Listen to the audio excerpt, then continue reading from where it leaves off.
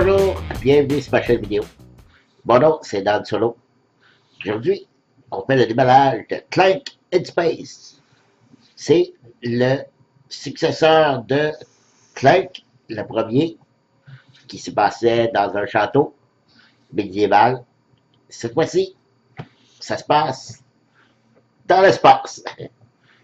C'est un jeu qui a suscité beaucoup d'intérêt durant le Gen Con 50 qui a eu lieu cet été 2017. Et on attendait tous une primeur. On ne savait pas lequel. Il y avait une surprise. Le dévoilement d'un jeu qui était totalement inconnu. Il y avait peut-être des fuites ici et là, mais on n'était pas sûr. Et durant le salon, ben, et voilà, le jeu s'est dévoilé. C'était Clank in Space. Eh bien, le voici. Un jeu de deck building. Un jeu fait par Paul Denham, édité par Dearwolf et Renegade. C'est un jeu de 2 à 4 joueurs, 45 à 90 minutes, 12 ans et plus. Un jeu que vous retrouverez chez Ludol à 58,99. Vous pourrez l'avoir pour l'acheter ou pour venir le louer. Et même à partir des jours qui suivent le développement du jeu, vous pourrez même venir l'essayer directement chez Ludol pour vous donner une idée. Et comme ça, ben, si vous l'aimez, vous pourrez soit le louer ou l'acheter chez Lidl au 6620. Vous vendez des galeries d'Anjou, coin Beaubien. Alors si on ouvrait cette boîte,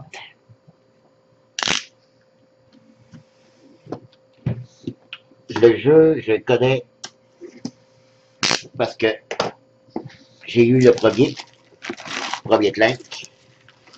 Mais celui-là, bon, c'est sûr que il doit avoir beaucoup de similitudes, c'est sûr. Mais avec des nouveautés que je connais pas beaucoup.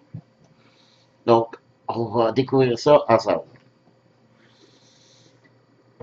Une belle boîte, encore. Décor très bien fait.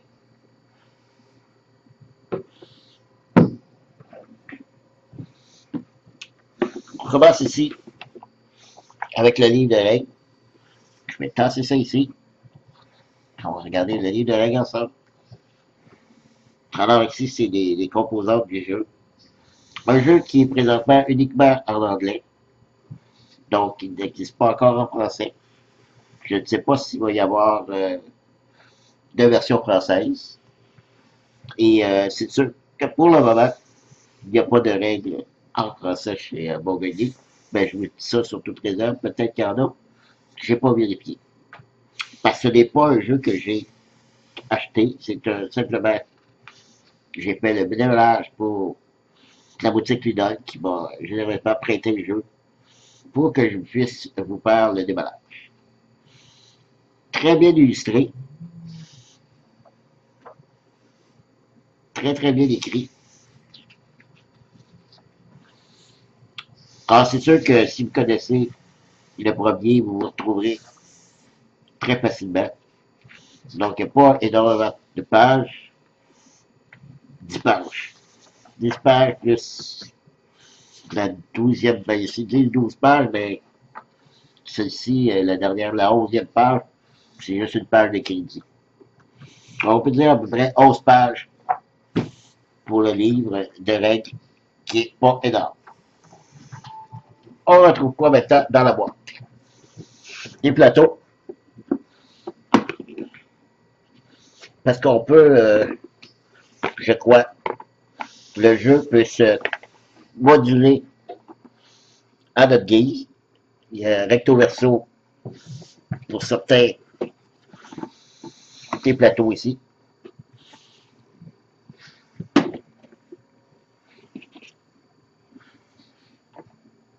Alors, c'est vraiment le plateau modulable, vraiment, comme ici un petit livre de publicité de Renegade.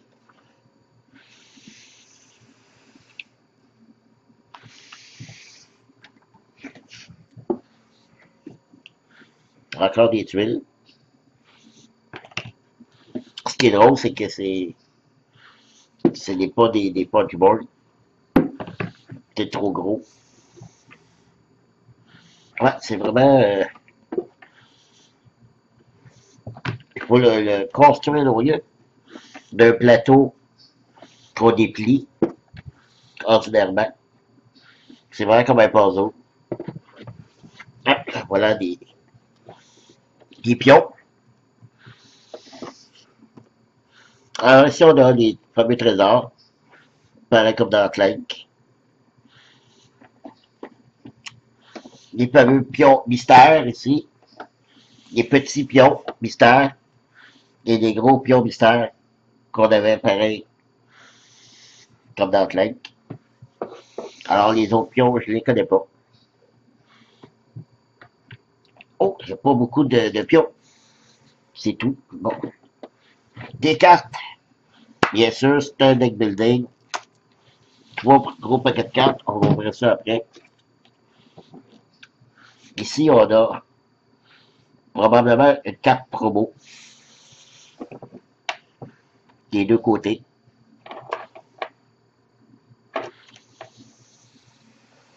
Eradibot. Ça doit être un ennemi qu'il faut abattre, qui coûte 3 points d'attaque. On va le mettre de côté. Le fameux pion qui peut faire avancer sur la piste. Pareil comme dans Clank, où c'était un dragon. Lui ici, je ne sais pas c'est quoi. Un extraterrestre, vu que ça se passe dans l'espace. On dirait des gemmes, on va les sortir, des cubes. La fameuse pochette. Wow! Très joli. Je crois que, oui, c'est vrai, première version de Clank qui avait aussi brodé sur la pochette de dragon. Des cubes pour les joueurs, pareil comme dans Clank. On va ouvrir ça tantôt. OK. La boîte est vide. On va mettre ça de côté. Je vais défaire tout ça. Et je vous reviens. Et voilà, j'ai développé. J'ai tout mis de côté ici pour bien vous montrer. Je n'ai pas défait les petits sacs avec les cubes. C'est pareil comme dans Clank. Lorsque il faut mettre excusez, je vais le trouver. Ce sera pas long. Des stumbles. Des stumbles. Lorsqu'on doit mettre des stumbles, c'est un petit cube qu'on doit mettre à l'endroit du plateau. Et lorsque il y a l'événement du pion aussi qui apparaît sur des cartes, il faut mettre tous les pions stumble dans le petit sac et piger le nombre de cubes qui est requis. Et lorsqu'on pige nos propres cubes dans le petit sac, c'est des points de dégâts à à nous-mêmes. Donc, il y a le bleu, le blanc, l'orange et le mauve. Ici, on a les 4 personnages. C'est 4 pions différents. Oups. Vous avez le bleu, le mauve. Voyons. Le blanc. Et le orange. Et chaque personnage, chaque pion, vient avec 2 petits cubes translucides de plastique. Ce n'est pas des cubes de bois. C'est bien fait. Ici, il y a des petits cristaux. Je ne sais pas du tout à quoi ce qui sert. Il y a 4 petits cubes rouges. Ça, je crois que c'est ça qui fait qu'on avance de petits cubes pour nos pertes de points de vie. Les noirs, ça va dans le sac en partant. C'est pour le personnage ici. Alors, lorsqu'on tire des noirs, il ne se passe rien. Mais plus qu'on va tirer de noir, moins qu'il va en rester dans le sac. Donc, plus ça va aller, plus on va piger nos cubes, soit le bleu, le blanc, le orange ou le mauve. Pour ce qui est des cartes, ici, comme dans tout bon deck building, on a un deck de départ et c'est 10 cartes. Nous avons tous 10 cartes dans notre deck de départ. OK, ici, c'est des petits marqueurs bleus, c'est les points d'achat. Donc, on a des points d'achat ici. Un point d'achat et le petit bottine jaune, orange, c'est un point de mouvement qu'on peut faire sur le plateau. Et les fameux stumbles où on doit rajouter des clanks sur le plateau. Donc, on rajoute un clank. Ça, on n'a pas le choix. On ne peut pas l'éviter. Donc, ça, c'est le paquet de départ. Et comme dans l'autre clank, nous avons des cartes pour tout le monde. Ici, on a un petit monstre robot qu'on peut tuer. Il n'est pas défaussé. Il reste toujours en place. Ça coûte 2 points de dégâts. Et on se fait un point. Ici, pour 2 points de crédit, qu'on achète cette carte-là et ça nous donne un point de crédit et 2 points d'attaque. Ici, pour 3 crédits, ça nous donne une carte de 2 crédits et un point de mouvement. Et ici, c'est des genres de reliques, comme qu'il y avait dans Clank. Ça coûte 7 crédits et à la fin, ça nous donne 5 points de victoire. Et ici, c'est le fameux deck où on doit acheter les cartes. Et comme vous pouvez voir, il y en a. Et j'ai vérifié vite vite. Je vais vous en montrer quelques-unes. Elles sont très très belles. C'est très belles cartes. Un peu comme dans Clank.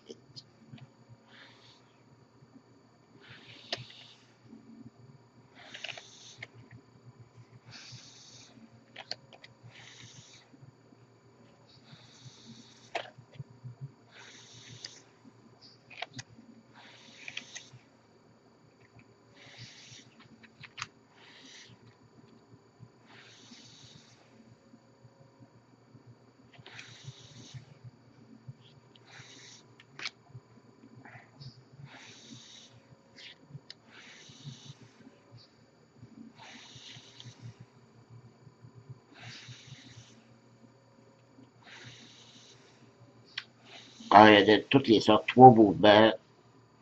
Des points d'attaque supplémentaires. Il y a des effets ici.